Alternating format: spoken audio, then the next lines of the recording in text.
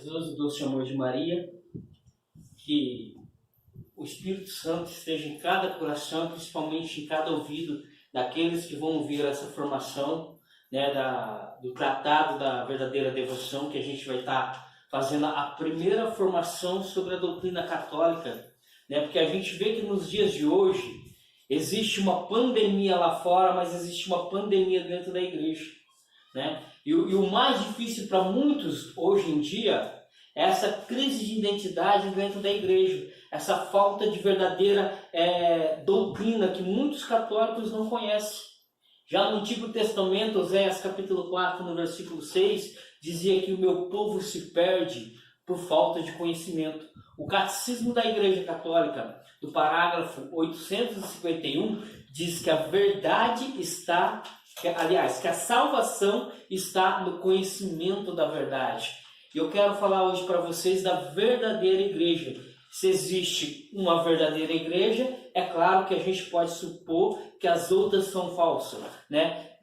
João capítulo 15, no versículo 1, Jesus fala: eu sou a videira verdadeira. Santo Agostinho, já lá nos séculos 3º e 4º, ele vai dizer que a videira verdadeira é a igreja católica. Se formos comparar a igreja católica como uma planta, como uma videira que Santo Agostinho fala, a gente tem que entender aquilo que também vai falar em Mateus no capítulo 15, no versículo 13, que toda planta que não foi plantada pelo meu Pai será arrancada. A gente sabe que as outras igrejas não vêm de Deus. São Paulo, em 1 Coríntios, na primeira carta aos Coríntios, no capítulo 1, no versículo 13, quando ele fala que está tendo divisão na casa de Cloé, porque até então a igreja era nas casas escondidas, ele fala assim: estaria Cristo dividido? Por acaso foi Paulo que morreu na cruz? Por acaso foi Paulo que deu sangue? A gente tem que entender que a igreja é de Cristo, é um corpo místico, a igreja verdadeira.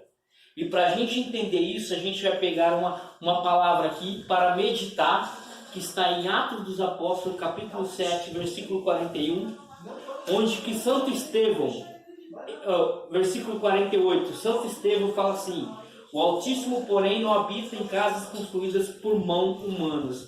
Olha só que interessante, o Altíssimo não habita em casas construídas por mão humana. Se a gente entender o templo como edifício, a gente tem que entender que a pedra angular, já a Bíblia já fala isso, que a pedra angular que foi rejeitada pelos construtores, Lucas capítulo 20, versículo 17, que é Jesus Cristo que se tornou a pedra angular. Na tradição judaica, para construir todo o edifício tinha uma pedra angular, que era a pedra base, ou seja, o alicerce. Aí você vai lá em Efésios capítulo 2, versículo 20, fala que fundamentados na doutrina dos apóstolos, tendo como pedra angular a Jesus Cristo. O corpo, ele é um corpo místico. Para entender o corpo místico, você tem que entender aquilo que 1 Coríntios capítulo 12, no versículo 27, vai dizer: que nós somos membros, mas Colossenses 1,18 diz que Cristo é a cabeça. Colossenses capítulo 2, versículo 19 diz que cabeça e corpo, eles são unidos através de um espírito. Ou seja, é um corpo místico. É um corpo, não é um corpo feito por mãos humanas. A Igreja Católica, ela é um templo divino. Por quê? Porque seu fundador é um templo divino. A igreja é a esposa de Cristo. E sendo esposa de Cristo, a Bíblia fala aqui o primeiro Adão e do segundo Adão.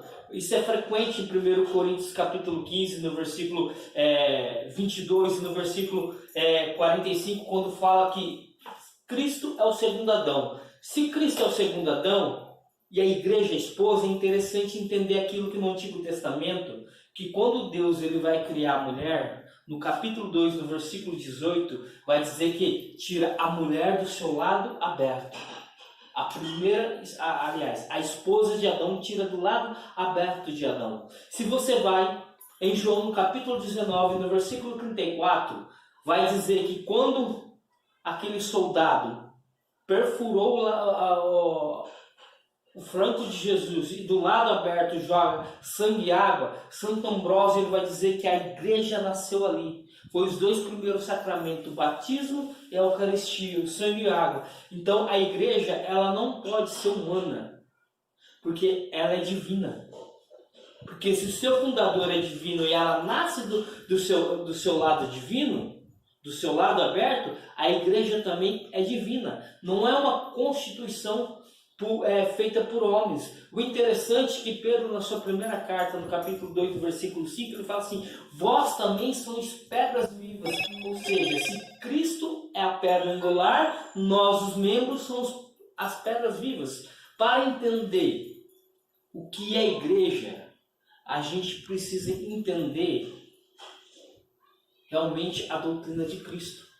Existe no Antigo Testamento, aliás, existe na Igreja Católica 3 bases fundamentais chamadas Sagrada Tradição, Sagrado Magistério e Sagrada Escritura. A nossa igreja não vem da Escritura como os protestantes. A nossa igreja nos deu as Escrituras, porque a igreja, a partir de 5 concílios, primeiro e segundo de Cartago, concílio de Hipona, concílio de Túlio e concílio de Efésio, nesses 4, entre os séculos 3 e século 4, a igreja definiu os livros que seria expirado para entrar dentro do cânon bíblico. Que o cânon bíblico foi fechado com o último livro chamado Apocalipse, que está na Bíblia, que significa revelação pelo apóstolo São João. Por quê? Porque São João ele morre no ano 90. Ele estava exilado até, se você vai pegar Apocalipse capítulo 1, versículo 9, ele fala que estava exilado na ilha de Patmos. Ele é o último apóstolo sobrevivente. Então, como último apóstolo, a revelação fecha com ele. Não se colocaria mais nenhum tipo, porque a gente sabe que existe vários outros apóstolos levando nomes dos apóstolos, mas que é datado dos séculos 2, que são principalmente escritos agnósticos, que não é o tema para agora. Mas para você entender, a igreja compilou a Bíblia. A igreja católica não veio da Bíblia, e sim a Bíblia veio da igreja católica. O interessante é que os protestantes eles falam da sola scriptura, só aquilo que está na Bíblia, mas a Bíblia não caiu do céu. A Bíblia veio de dentro da igreja católica. E Santo Agostinho ele fala isso, e ele é até citado no Catecismo da Igreja Católica no parágrafo 127, que ele não acreditaria nas escrituras se não tivesse autoridade da igreja. Porque o Sagrado Magistério, a tradição oral, compilaram a Bíblia, aquilo que era inspirado, aquilo que não. Porque existem muitos evangelhos fantasiosos. E quando, por exemplo, você pega lá Tito capítulo 1, versículo 16, fala das fábulas judaicas, são esses apócrifos que não entraram na Bíblia por ser fantasiosos demais.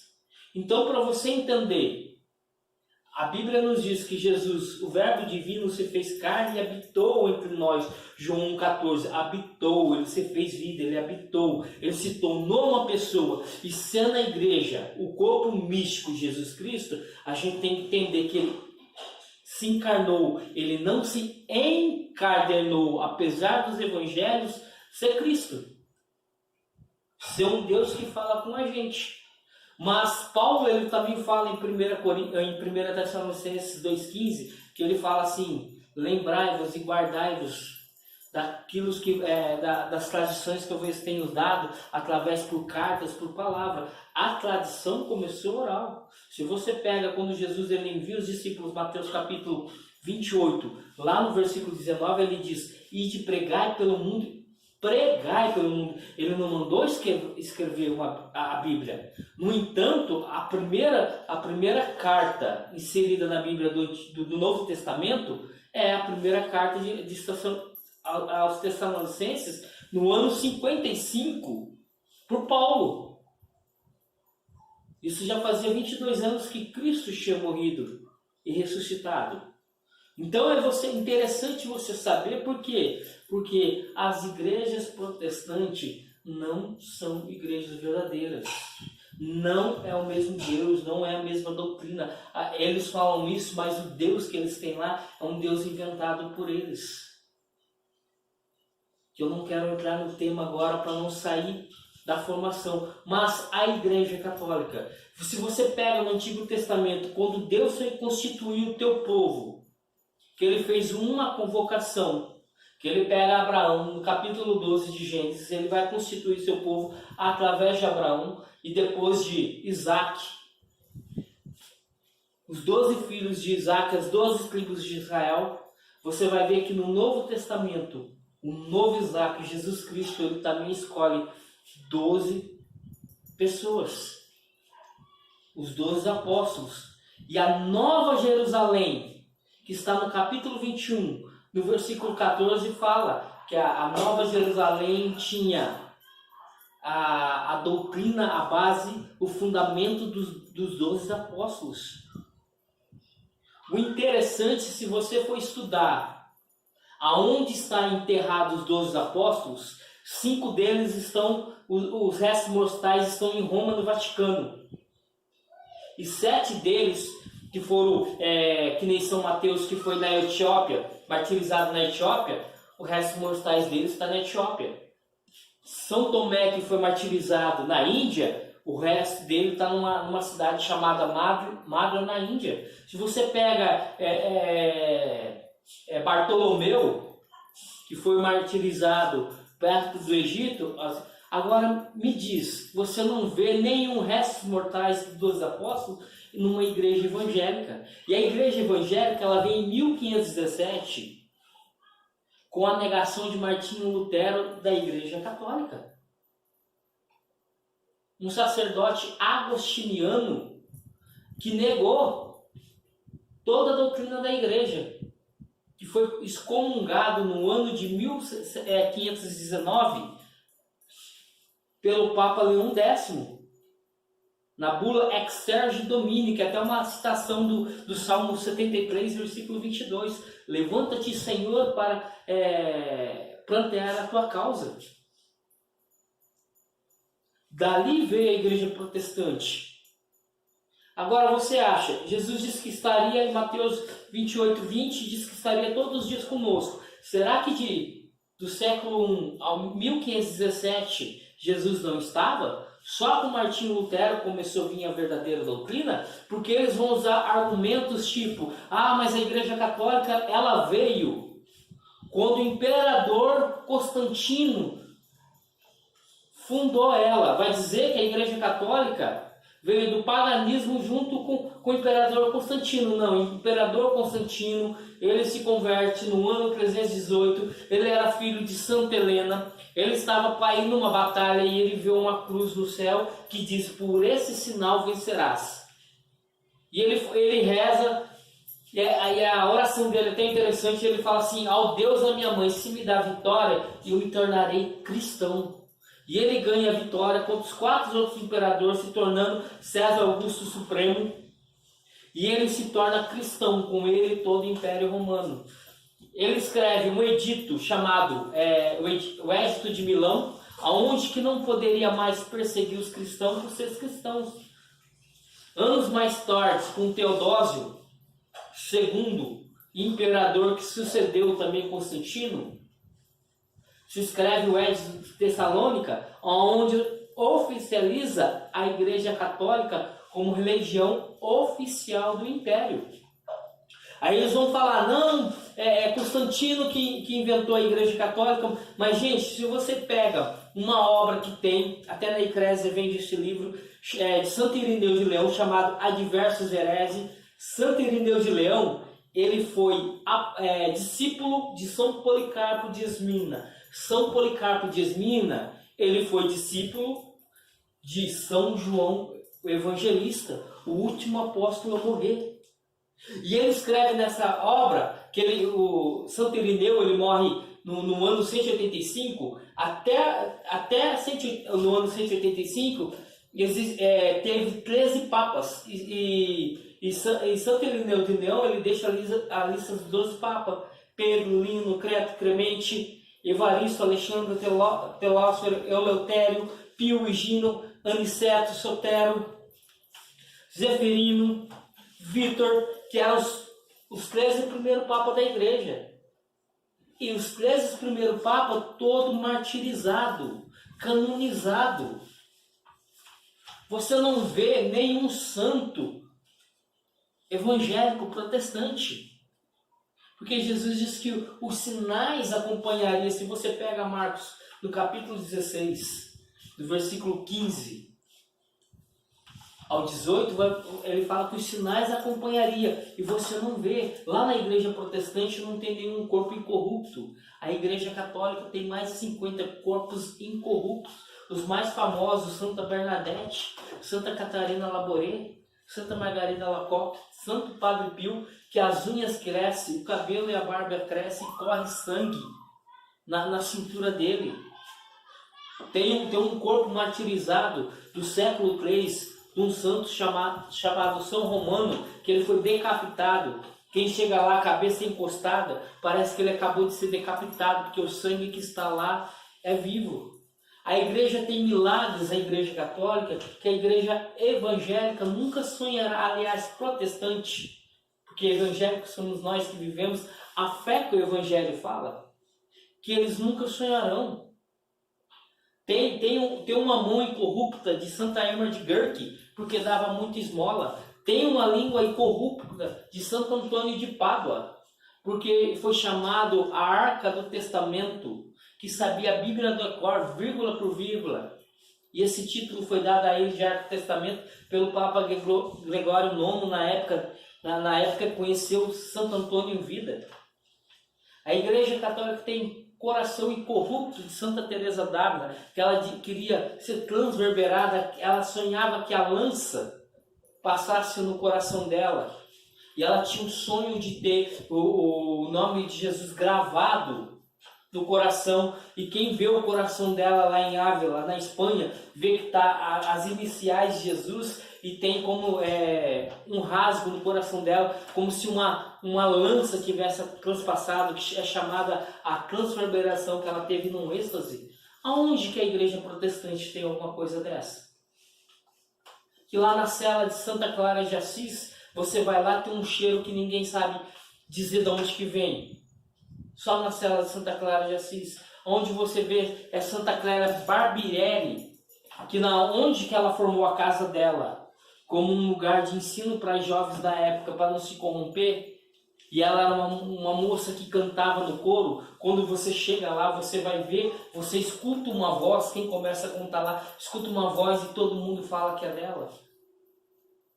Há tantos fenômenos como a Eucaristia, o milagre de Lanciano, que foi estudado pela NASA, que aconteceu em 1980, que a NASA diz que é um pedaço do miocárdio, do músculo do coração, nervo cardíaco, que a Eucaristia realmente, não é apenas, como eles falam, que Jesus quis dizer por metáfora.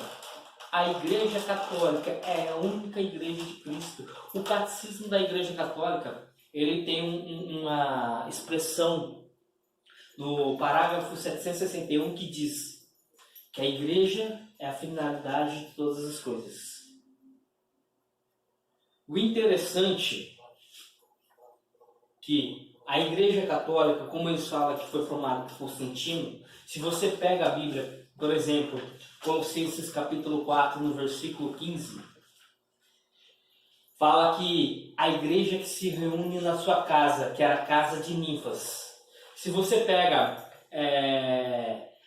Romanos capítulo 16, fala de uma comunidade que se reunia na casa de Priscila e Áquila. Se você pega a carta a Filemão, no versículo 2, que é só um capítulo, fala da igreja que se reunia na casa dele. Por quê? Porque até o século III tinha perseguição ao cristianismo. Não tinha igreja como a gente tem hoje. Não podia ter. Era mais ou menos o que está acontecendo na China. A perseguição destruindo a igreja. Então eles se reuniam nas catatumbas. Se, por exemplo, você pega a Via Ápia, que levava as catatumbas de Santa Priscila, até se você pega o Catecismo da Igreja Católica, você vai ver um afresco da catatumba de Santa Priscila, que era desenhado um ícone.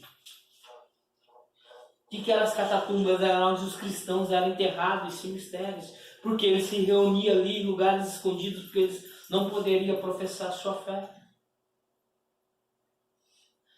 Aí, se você pega Atos, você vai ver em vários versículos igrejas que eram feitas dentro da casa. Por quê? Porque não poderia professar o cristianismo verdadeiramente. Aí vem Martinho Lutero, 1517. Ajunta em 1541 com o rei Henrique VIII e forma toda a divisão, né? A Babel, muitos autores chamam de Babel, aquilo que está em Gênesis no capítulo 11, onde que o homem queria ser mais do que Deus e formar um prédio que chegaria à altura de Deus, isso aquilo Deus confundiu, cada um começou a fazer uma língua e virou o quê?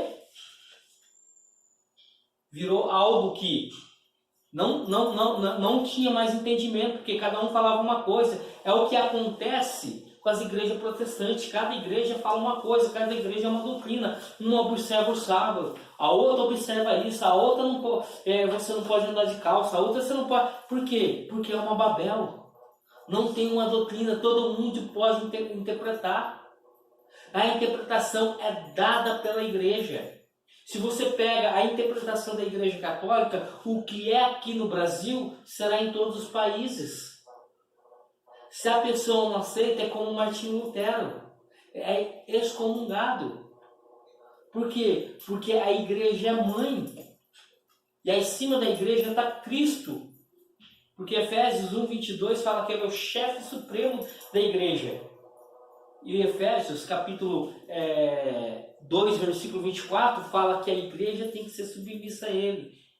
O Papa ele não pode mudar nada que está dentro da igreja. Existe sim a infalibilidade papal que aconteceu no primeiro concílio do Vaticano em 1870. Sim, mas é em matéria de fé. Vai dizer que um Papa não pode errar em matéria de fé.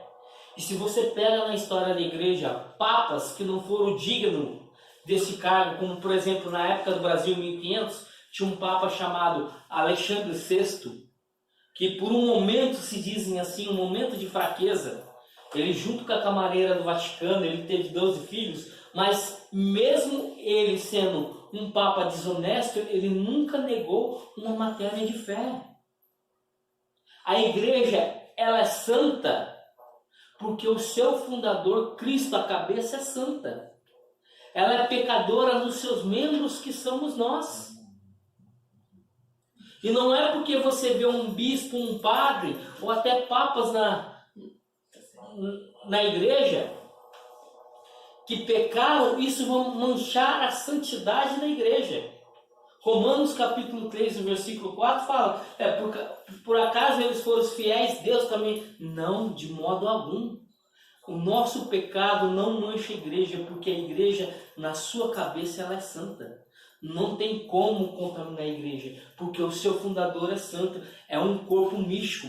Jesus ele fala assim em João 3:23, a tais homens terrenos e a tais homens, aliás, é São Paulo que fala isso em 1 Coríntios capítulo 15, no versículo 48, a tais homens terrenos, a tais homens espirituais. Jesus fala em João 3:23, eu vim lá de cima, então o seu fundador é divino. Não tem como a igreja não ser divina, por causa do seu fundador. Porém, nós somos os seus membros. Mas era aquilo que eu falava citando Santo Agostinho, que se ela é a videira verdadeira de João 15, no versículo 4, Jesus fala assim, vós sois o ramos, e o ramo separado não pode dar fruto. Imagina você cortar um galho da árvore, e você encosta esse galho na árvore, ele vai morrer porque ele não está ligado. E Santo Agostinho ele fala assim, que como você corta o galho da árvore, ele não recebe a ceifa da árvore, assim é o Espírito Santo, porque é uma igreja viva, não é uma igreja morta. A igreja é um pedacinho, dizia Santo Agostinho, é um pedacinho do céu aqui na terra. Por isso que ela é divina. E o que me dói mais saber é aquilo que Papa São Pio X dizia. Eu não tenho medo dos inimigos que estão por fora, eu tenho medo dos inimigos que estão por dentro. Os Judas, que estão querendo mudar a doutrina da igreja. As pessoas dizem, eu sou católico, mas eu não concordo com isso, eu acho que a igreja tem que mudar. Não, então você não é católico. Se você não concorda com a sua igreja e acha que ela tem que mudar, você não é.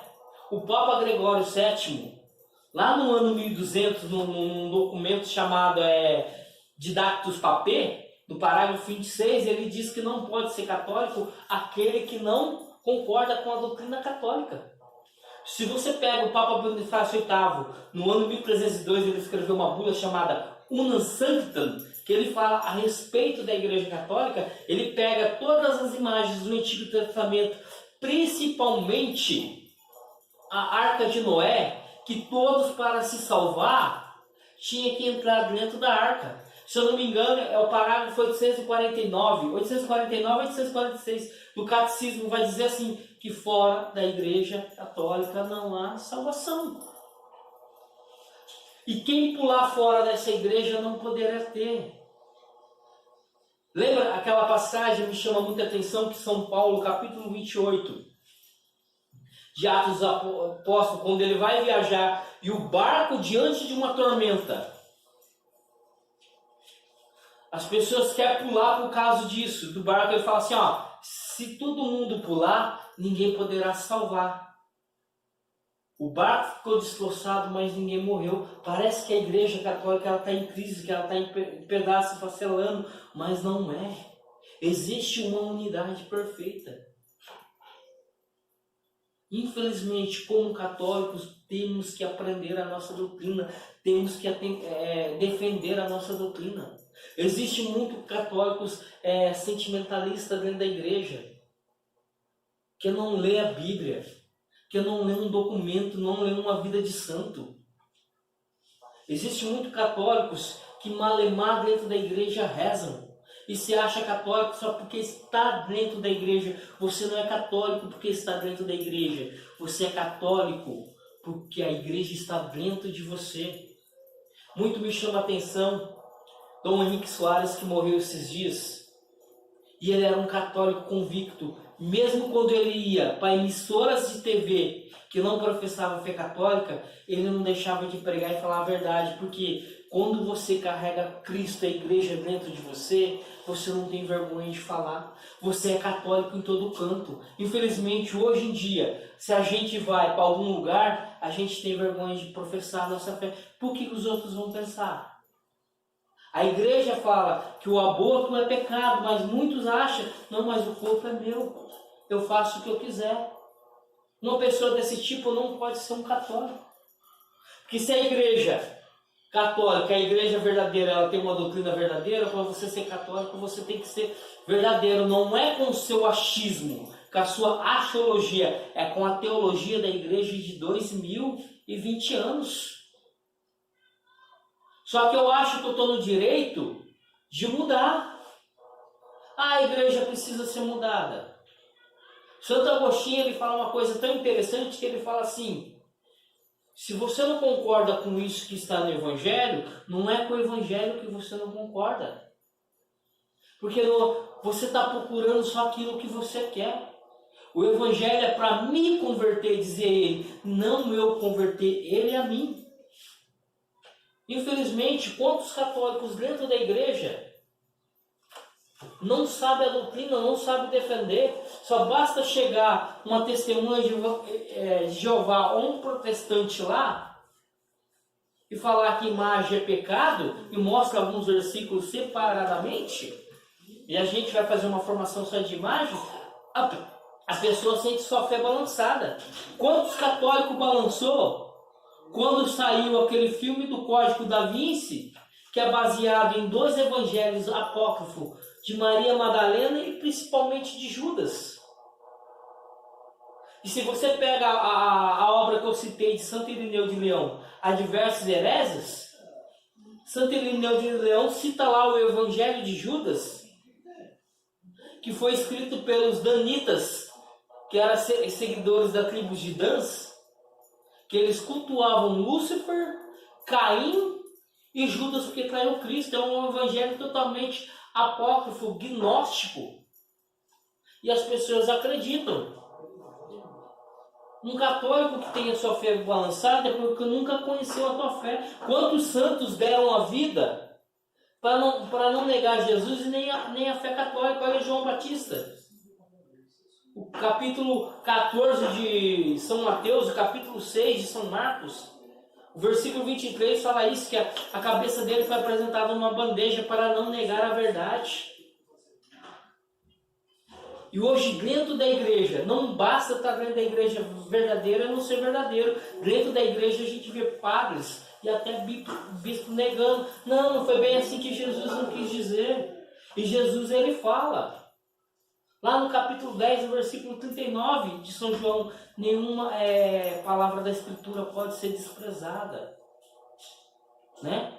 São tantos teólogos modernos que são mais modernos que teólogos que estão negando a doutrina dessa igreja. Infelizmente. Aí eles falam, não, mas foi Constantino que fundou a igreja católica romana. Misturou coisa do paganismo com o cristianismo.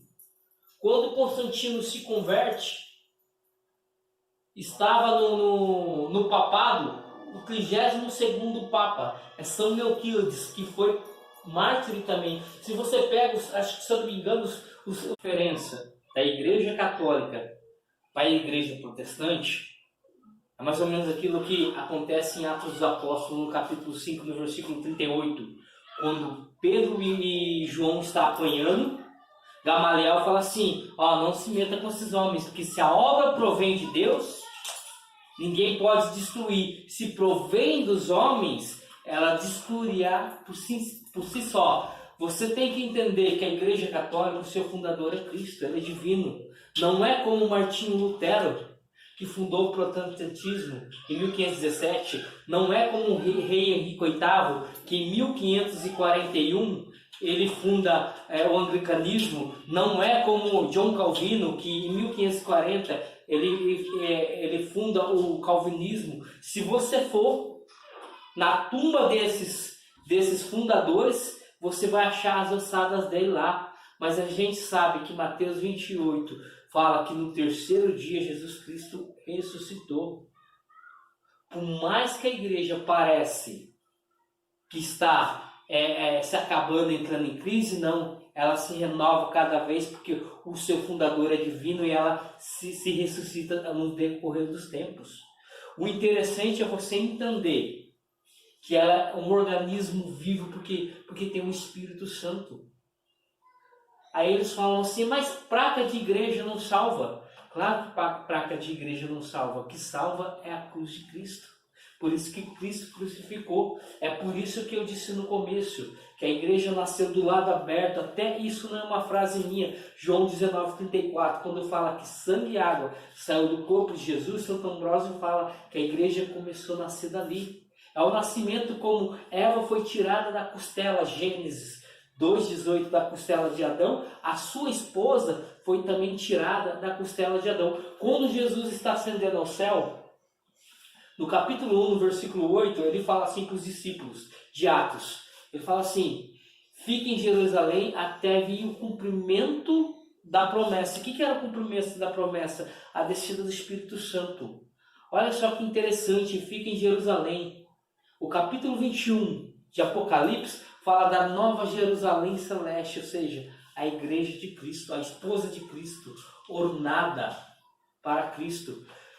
Então você tem que ficar na igreja católica até o cumprimento da promessa. E qual que é o cumprimento da promessa? A segunda vinda de Cristo. Quantos saíram da igreja católica para ir para essas igrejinhas, essas seitas de fundo de casa, onde que fecha um bar, abre uma igreja, e onde fecha uma igreja dessa, abre um bar? O interessante é que São Máximo Confessor, no século VI, ele dizia assim, eu que não vou deixar a barca de Cristo para ir nessas igrejinhas qualquer. No século IV, um santo chamado São Cromácio de Aquileia, ele dizia que a igreja verdadeira está aí onde que se diz que o Filho de Deus nasceu de uma virgem. Eles negam a mãe de Cristo. Eu dizia no começo que nós somos os membros, citando 1 Coríntios 12, 27, que Cristo é a cabeça, citando Colossenses 1, 18. Mas entre a cabeça e o corpo tem um elo de ligação, que é o pescoço. O pescoço liga a cabeça ao corpo. Os santos, como São Bernardino de Sena, e até mesmo como é um santo russo chamado São Demétrio de Rostov, e São Luís Maria de Grimond de Montfort, no Tratado da Verdadeira Devoção, vai dizer que o pescoço que une a cabeça ao corpo é a Virgem Maria. Não tem como, a igreja ela nasce católica. Em Atos capítulo 2, você vê que quando o Espírito Santo entra dentro da casa onde que ele está, no versículo 2, vai dizer assim, que fica cheia do Espírito Santo, ou seja, a Igreja Católica é a única que é plena da salvação. O que você pode achar nas outras igrejas é algum sacramento que eles têm igual ao batismo, mas nem em todas são válidas. Se você pega a Testemunha de Jeová, que foi fundada em 1914, se você ler a história de Charles Taze Russell era um maçônico. Se você pega Joseph Smith, junto com o irmão dele, que fundou no século passado, em 1831, se eu não me engano, a Igreja dos Mormons, Jesus Cristo dos Últimos Dias, ele teve mais de 40 mulheres e ele pregava poligamia. E essas igrejas são as igrejas verdadeiras? Quando o católico está abandonando o certo pelo duvidoso, né? Está trocando ouro por cobre. Quantos católicos que não entender, não estudar, não procurar a sua doutrina, está abandonando a barca de Pedro? O interessante é que foi dado a Pedro. O capítulo 16, versículo 18 de Mateus fala: Pedro, tu é pedra, sobre ti edificarei a minha igreja. A minha é adjetivo, não está as minhas no plural, a minha igreja. Infelizmente hoje, por falta de informação, porque não se prega mais a doutrina dentro da igreja, é um sentimentalismo barato, porque estão mitando doutrina protestante dentro da igreja, dizendo: Deus vai te dar, Deus não vai fazer você sofrer, Deus vai te dar um carro, Deus vai te dar uma moto, não vai faltar nada. Aonde isso disse a única coisa que Jesus disse para os discípulos em Mateus 16, 24: se queres me seguir, pega a tua cruz e me siga. Existe muito mais protestante dentro da igreja do que fora. Porque católicos que conhecem a sua doutrina é pouco. Nem mais a Bíblia se lê. Muitos católicos deixam a Bíblia jogada num canto da casa. E o documento da igreja, do Concílio Vaticano II, chamado Dei Verbo, que é um documento dogmático, lá no Concílio de 1962, ele fala que tanto Cristo na palavra, no Evangelho, como na Eucaristia, é um só. Precisamos adorar o Evangelho como os adoramos a Eucaristia. Orígenes de Alexandria, lá no século II, provavelmente mais ou menos no ano 215, ele dizia que assim como tem um sacrilégio contra a Sagrada Eucaristia, que é profaná-la, deixá-la cair no chão, receber de qualquer jeito em estado de pecado, ele fala também que é um sacrilégio ler a palavra de qualquer jeito. No entanto, Santo Agostinho, quando ia ler as escrituras, ele lia de joelho. São Carlos Borromeu, que era bispo, ele colocava um véu na cabeça, de tão santo que é as escrituras. E só para concluir, como o Catecismo diz no parágrafo 846, que fora da igreja não há salvação, não tem como ser católico não praticante. Você tem uma passagem que me chama muita atenção em Apocalipse capítulo 11, que fala assim, João fala assim, que foi dado a ele, o anjo deu a ele uma vara de agrimensor para medir, e mediu o templo com seus adoradores, e mediu o átrio, que era o pátio que ficava fora. O pátio que estava fora foi dado aos pagãos.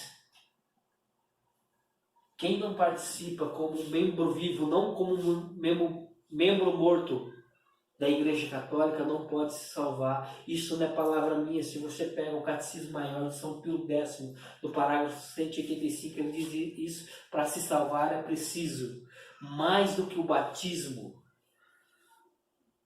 é preciso ser um membro vivo, porque o membro morto não se salvará. Eu sou católico, mas não praticante. Não existe isso. Porque não existe um jogador que não é praticante. Um jogador, para ser bom de bola, ele tem que praticar todos os dias. Quer ser um bom católico? Começa a praticar a tua fé. Infelizmente, dentro da igreja a gente vê isso. Não há mais uma pregação sobre a doutrina da igreja, sobre a Eucaristia, sobre os dogmas, sobre a palavra de Deus, sobre os 10 mandamentos. Porque pecado parece que não existe mais pecado, porque a verdade hoje em dia se tornou não é mais objetiva, é subjetiva. Cada um tem a sua verdade, cada um tem o seu modo de entender. Muitos por aí dizem: mas isso para mim não é pecado. Quem tem que falar se é pecado ou não é a igreja. Porque Cristo revelou, Cristo deixou aquilo que era pecado que não era. Cristo deixou a sua doutrina. E do alto da cruz, João 19:30, ele diz: tudo está consumado, ou seja, não precisa entrar mais nada dentro da igreja. É do jeito que Cristo deixou. Infelizmente, essas ideologias que estão crescendo dentro das igrejas, principalmente dentro de grupos que só querem o seu bem-querer, que deixam a doutrina de lado, tem transformado o protestantismo lá dentro da Igreja Católica, pelos membros mortos, pelos Judas que muitas vezes atroçaem a sua igreja. Infelizmente, assim vai ser até o final dos tempos.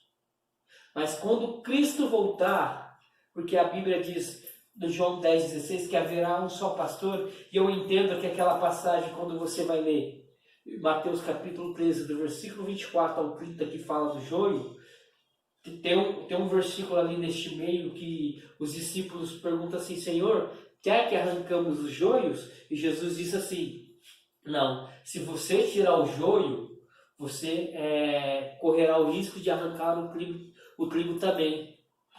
Que deixa até a volta, no fim do tempo será arrancado o joio e o trigo. O interessante é que o trigo é a semente boa, que dá fruto. O joio, ele é parecido com o trigo, mas ele não tem fruto. O que diferencia uma igreja verdadeira da igreja falsa é que a igreja verdadeira ela tem frutos. É a igreja católica. E de seus 2020 anos, só você pegar os santos que deram a vida por Jesus. Esses dias atrás, a gente comemorou os 41 mártires, que era o Beato Inácio de Azevedo e seus companheiros, que eles foram mortos pelos calvinistas holandeses, na época do Brasil colônia.